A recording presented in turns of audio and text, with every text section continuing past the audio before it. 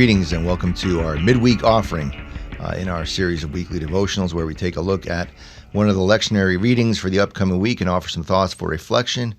This week we're looking at some verses in Psalm 119. There was a movie that came out, back in the 90s, I think. Full Metal Jacket was the name of the movie. It was a movie about the Vietnam War.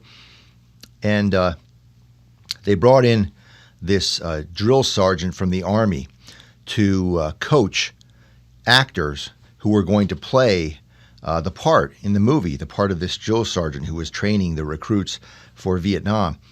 And after several attempts to train actors, they felt that the actors just weren't getting the gist of the character.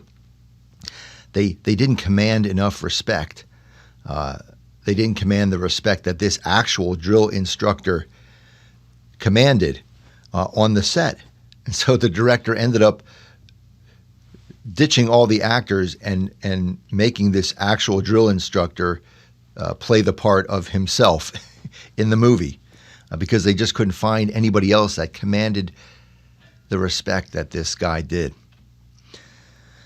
And it reminds me of the question of what commands our respect, our reverence, our praise in our society. I watched a movie on Netflix recently that took place in Great Britain, and at the end of the movie, these sort of down-and-out prisoners ended up becoming the heroes, and they get to meet the Queen of England, Queen Elizabeth, and they're walking into Buckingham Palace, and the one prisoner says to the other, "Now remember to curtsy when we are brought before the Queen."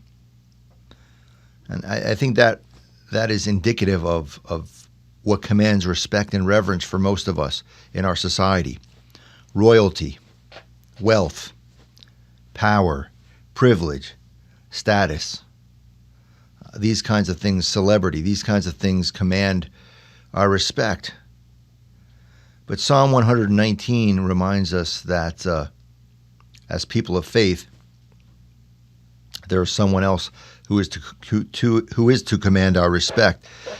God's teachings and instructions are referred to in another way as commandments in this psalm. You have commanded your precepts, the psalmist writes, to be kept diligently.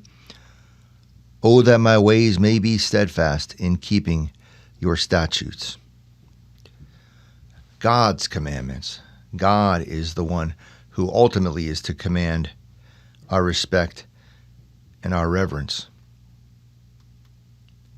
Amen.